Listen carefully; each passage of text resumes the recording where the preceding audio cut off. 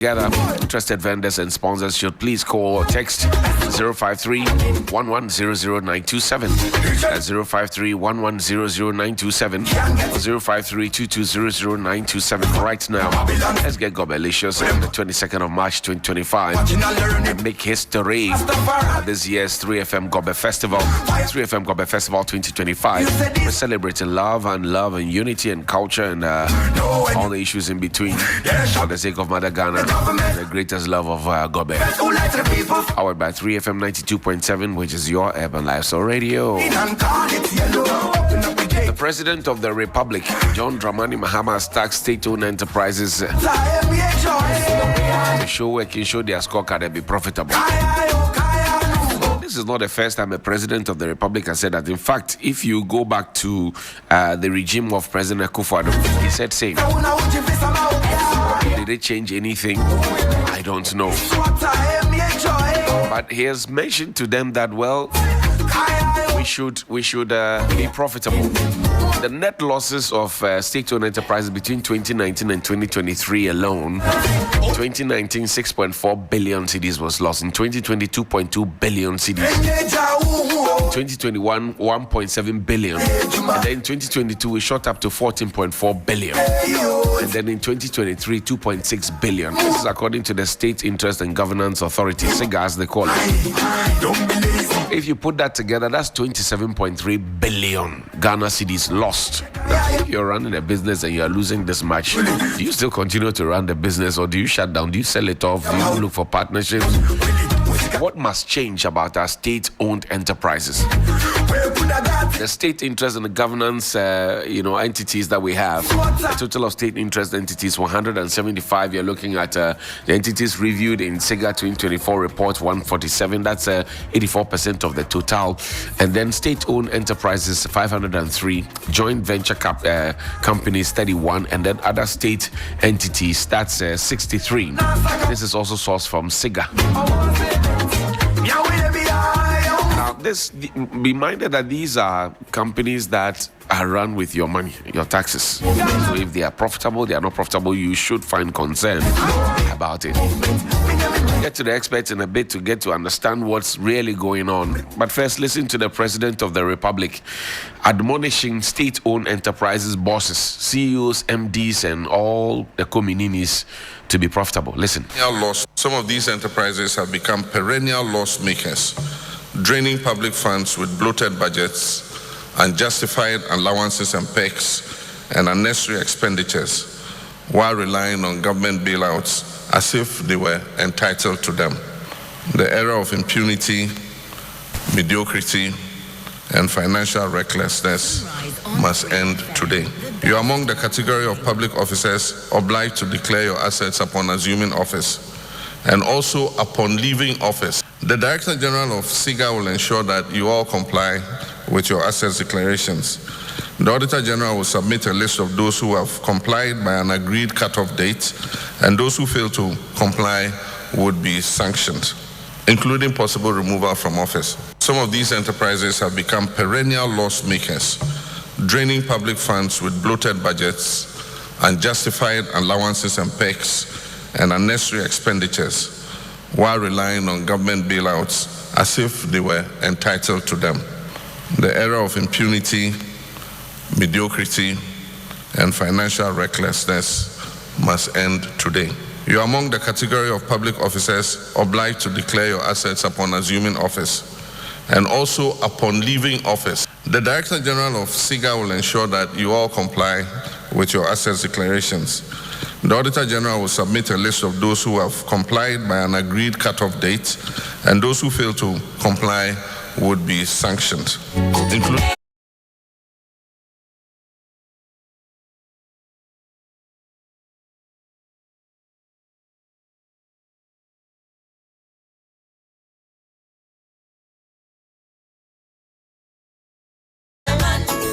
My guest in studio is Dr. Bernard Tete Dumanya. He's a financial economist. Doc, good morning. Thank you for your time. Good morning, Johnny. And how are we doing? Very well. Good to see you. Good to see you in flesh and blood as well. Yes. Nice. Now, Doc, let's begin the conversation this way. This is not the first time a president of the Republic is asking state-owned enterprises to be profitable. But it often doesn't go anywhere because if you look at the records I presented, as by the close of 2024, we had lost so much. So it looks like the advice fell on deaf ears. Why is that so? Well, I think, interestingly, we still have this colonial mentality of free things. And that has driven most of our chief executives for the state-owned enterprises. And therefore, once I'm in the public sector and I'm working for government, everything must be free. And I think that is what has eaten up into us. Right. So even though the president is saying that people are just saying it's one of these talk shows, like you have said.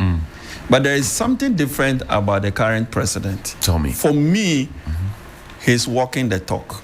We have seen the number of appointees that he has made. Right. He himself, his attitude towards work. For the first time, we saw by 14 days, the president has put Constituted up his cabinet. And then I've never seen the president saying that this is my social contract for 120 days. And there's a checklist. Right. I want to do this, I want to do this. So I think that this time it will be different. And looking at his experience, because he has been there before, I think he wants to leave, like he has been saying, certain level of leaders on that note. What is striking in this is that it's a possible remover. That's right. Yes, people think it's threat, but I think he meant it. And this is not the first time.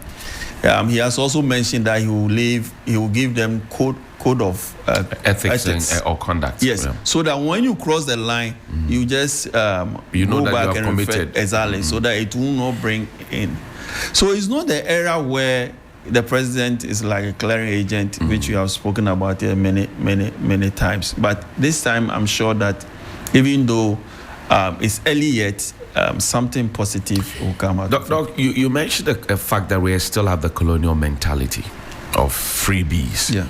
But beyond that, the management of the organizations itself. And I've had cause to talk about Georg over and over and over again, how, and nobody seemed to be listening to what we're talking about. Who must we put in charge of a state-owned enterprise or a joint venture, company that the state has interest in, so that the profitability we are looking at comes? You are the economic guru. You tell us. Yes, apart from being a financial economist, I own companies, right? Both in Ghana and outside Ghana as well. So I understand the entrepreneurship component. Right. The first thing that I would say is that until I enter into entrepreneurship, I thought that I know all, but there's more to it. That's why you realize that most people who are good entrepreneurs are not normally academic inclined. Right. What we are doing was we are just looking at qualifications and credentials and appoint people. 99% of the people they appointed may be academically good, but they don't have the business sense. I see. And that is where we should go back to what our first president said, the need to change our mindset. Right. So without that business sense, with all your professorship and whatever, it comes to naught. And that is what I'm looking. There are three things I thought they should look at. The competent leadership. Right. I know a professor who is a professor in entrepreneurship, and he couldn't establish barbering shop. Yes, he's there. He was teaching people to raise businesses. I won't mention the institution. Right. One of these management institutions. I see. And he couldn't manage barbering shop with all the credentials. So competency is another thing. But in some cases, if the competency is not there, is it possible to train them? Would they humble themselves to train them?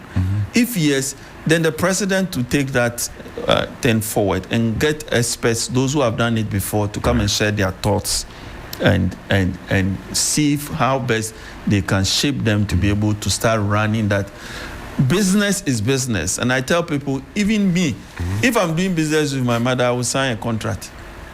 Why? Yes, because the rules must be clear. There must be transparency and accountability.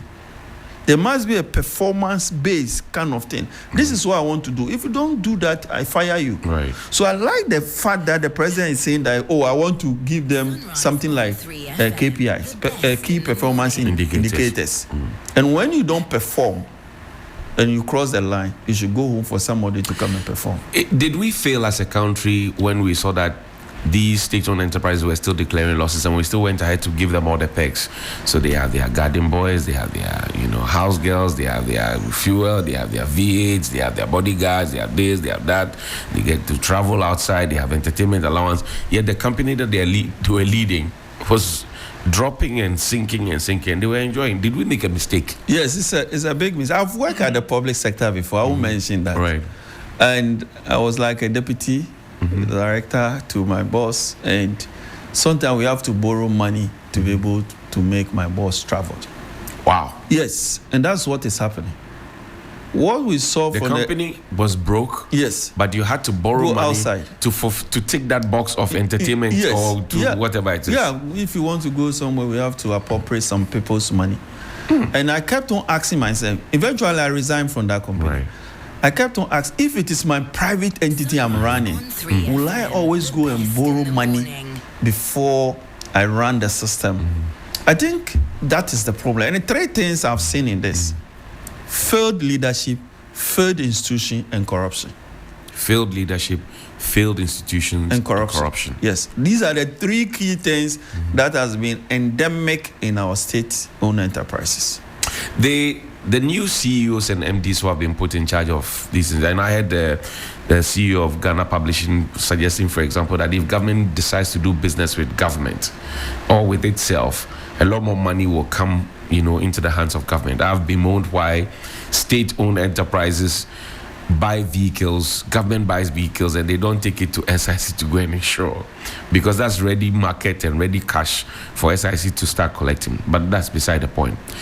If you had an advice or three top advice or five, if you like, 5 pointers for the new MDs and CEOs, what would it be on how to turn things around in their corner? Yeah, I think the first thing is that it's good to look at the value chain. Okay. And my brother, Professor Pesa White. Okay. I've had calls we spoke on the phone. Right. We are here to meet anyway. Right. I think the first thing is to classify them. Okay. By classification means that who feed into what. Somebody's output becomes somebody's input. Right. We need to do that analysis as a first step. Right. The second step is that if we classify that, how can we do businesses? Can we set up SPVs, special purpose vehicles? If yes, how do we put those things together? And then that will be the order at which we have to start doing business. And the third thing is that what will be the various inputs and resources that we need. Once we get those resources, look, money is the least. And I kept on telling, in business, money is the least thing that, because anytime you have vision, you get provision. Right. Right. So once they do SPV, they put themselves together, we do the classification, we know what we are going to do with the money. We don't need government to give us money. We don't need any taxpayers' money. In fact, I have come to realization that all the state-owned enterprises must be independent. And we should take them off the budget. So that go and look for money to pay your salaries. Go and look for money to be profitable. But when you make profit, it goes to government. So we can only give them a greater capital for the start. And that is all. So if you have a CEO that has been mandated that if you don't perform, we'll sack you. If you don't perform, we are going to do A, B, C, D. And the CEO is on contract based on the performance-based indicators, they will perform. Is performance necessarily profitability? Yes, but you see, the performance will carefully, when we are talking about performance, we look at the structures, we look at indicators. We have input, transformation processes, and output. Right. So we look at what resources we need to give you, what will be your transformation processes, and what will be the output. That's how we check it. But if you look at, for example, an institution, a state-owned enterprise that is running in the red, is in the negative. Yes. And then a young person has been put in there and he's still to perform. How should he go about it? And in fact, if you're assessing him, then will performance mean that he turned the thing around from negative into the positive and then started gaining some more? Yes. I think in all businesses, the bottom line is to make money. The bottom line is not to go red. And you mentioned of the young But this one that he's inheriting is already in the red. Yeah, so how does he go about it? So give him indicators. So if you look at the indicators here, you realize that because let's see the chart. ECG. The 2020, the overall one. Right. The 2022. Let's see the charts again quickly so that we can have right. No, the other one. Okay. The summary. The infographics. Yeah. You see, 2019 was 6.4. Right, billion. Then it went down 2020. Right. And then it went down again. In 2021. This is performance. Right. Performance doesn't always mean that you should. But when you're on the trajectory to be profitable, right, it's okay. So when you're showing signs of growth. Exactly. But you don't go a depth of 6.4 and then you go back to 15 point something. In fact, in 2022, we had 14.4 billion. This one, they should sack all of them, or it's a financial loss. We should try them. Well, but they were all kept. They were all retained. Yes, but those who, and that is one of the things I want the president to do. Anybody who runs state-owned enterprise, we should investigate them and see. Let me give you an example. We were told by Honorable Jinapo that ECG can order for items. Right. And the items comes, they say they don't have money to clear it. And it go to demurrage. Somebody picks it up, maybe $300,000 worth. They will later go, somebody clears it with 100,000, and he comes back and sell it back to ECG. I don't know whether you heard that story. I heard that. So who is in charge? Right. So the MD who was in charge, or the chief executive officer in charge, who allowed this thing to happen, must be tried. Must be surcharged. Okay. Remember, Daniel Domolovo said the same thing. Right. We should come to the era that we should start surcharging. So are you suggesting that we should go back and look at Precisely. the enterprises and who played what role and deal with them? Exactly. There must be some kind of forensic monitoring and evaluation processes. Right. Somebody tough to do that. And then he said that you didn't do this way, you didn't do this. We tried them. Those that we have to take their property, we take them and compensate. Ghanaians are tired of paying taxes and putting it into the wrong hands. I see. Our monies must work. Let's see the chart, the ECG, and I wanted to get into that. So the name of entity, the Mountain Operational and Financials. This is what we have. Electricity Company of Ghana. You're looking at figures from 2021, 2022, 2023. ECG is definitely in the negatives. Yeah. 1 million down, 1.458.78 down. In 2022 is 8 million losses. 2023 5 million. Greatco made some profit in 2021. That's 300 million, and then they dipped further to 93.52, and then they dipped further in 2023 to 86.56. VRA maintained profitability in 2021, 112.76, and then in 2022 minus 277.18, 2023 minus 380.82. PSC Tamashe Piat, subsidiary of Ghana Ports and Harbours Authority, 2021 0. They had nothing at all. And then in 2022, 25.53, 2023 minus 21.91. I mean, all in the negatives. Ghana Railway Company made some money in 298.81 in 2021, and then they dipped into the negative 28.49, and then minus 9.37 in 2023. Ghana Cylinder Manufacturing Company, all through losses. Gayhawk, all through losses. In fact, in 2021, they had 1.27, and then that was it. And then you have GNPA. I mean, look at it. The story clearly is not good. If you were the one in charge of SIGA what will be running through your mind looking at this? Well, you have PMMC, you have Graphic, you have Ghana Cocoa Board, Consolidated CBG. This big matter was made for CBG about profitability of the banks and not playing by the rules. And look at it. I think that about 3 things I will say here. The first one is that I will advise him to look at cost control, where he will implement strict budgeting and cost control measures to reduce unnecessary expenditure. If most of our people are tied by performance, and I kept on saying performance because that's what Singapore did. Right.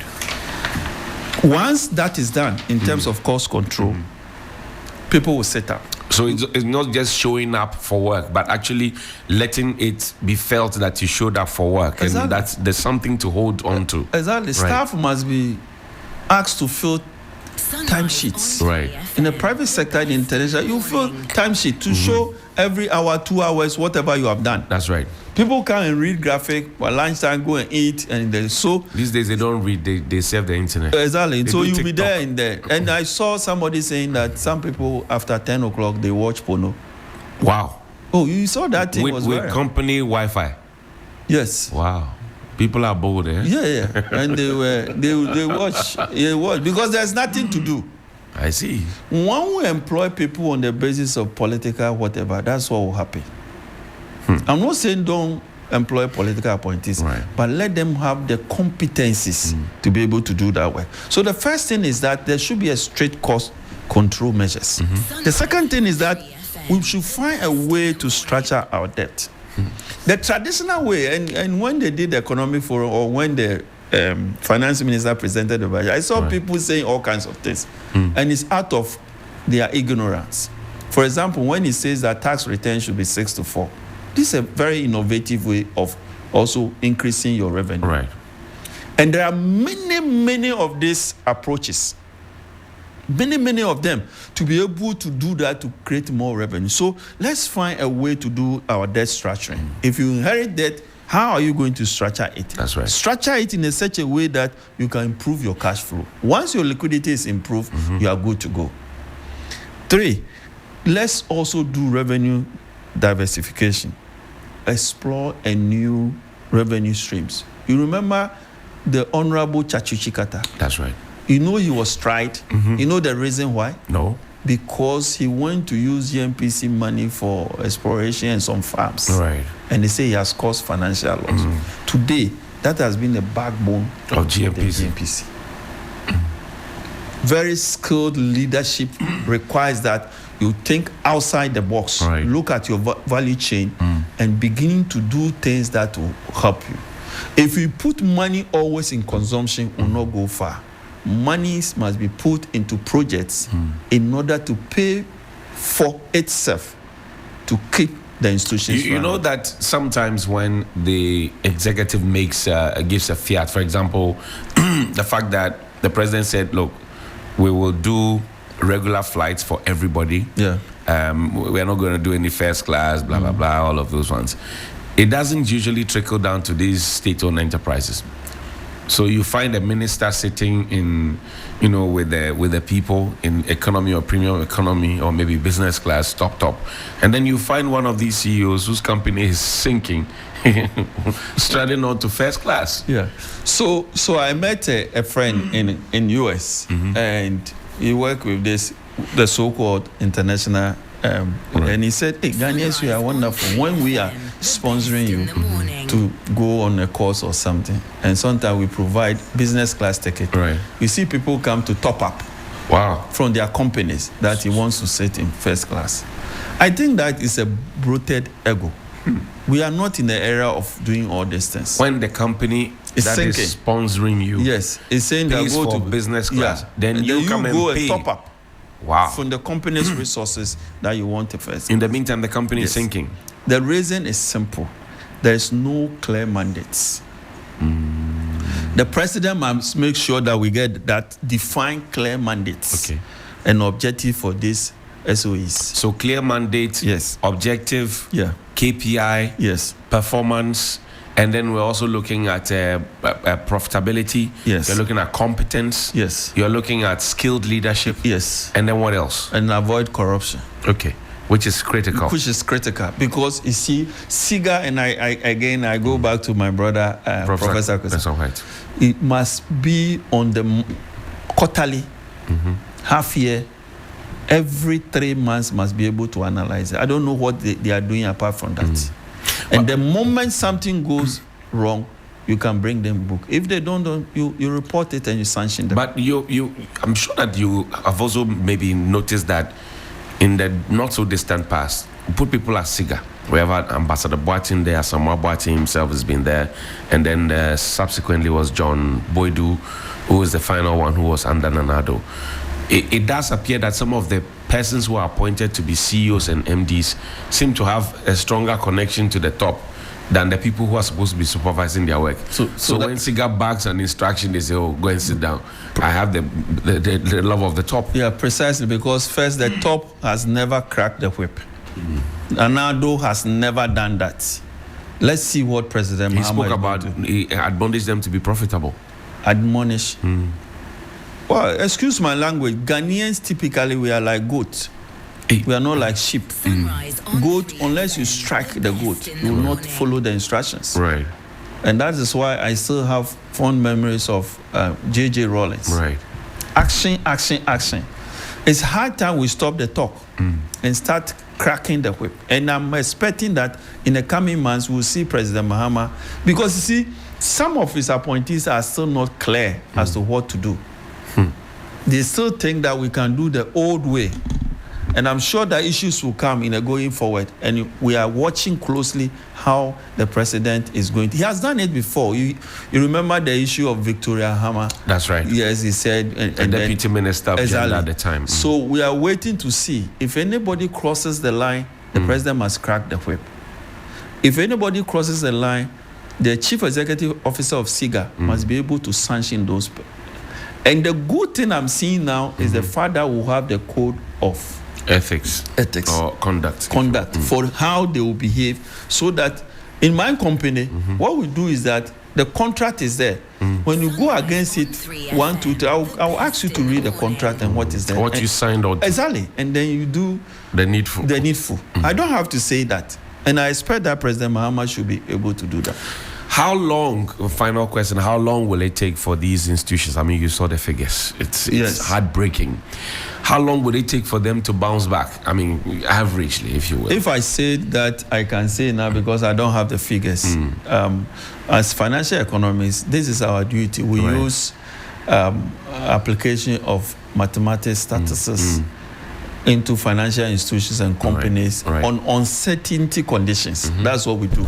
So until I get the data, I may not be able to say, but I'm saying that maximum by 3 years, if we put our things together, that is what the theory is saying. We should be able to recover whatever we want to do. Dr. Bernard Tete Tumaja, thank you very much indeed for your time. He's a financial economist and also a businessman, a serial entrepreneur. Thank you. We're grateful that you spent your morning here with us. Thank you very much, Doc. Thank you, my brother. And now we have to do some birthdays before we go. If it's your birthday, happy birthday to you.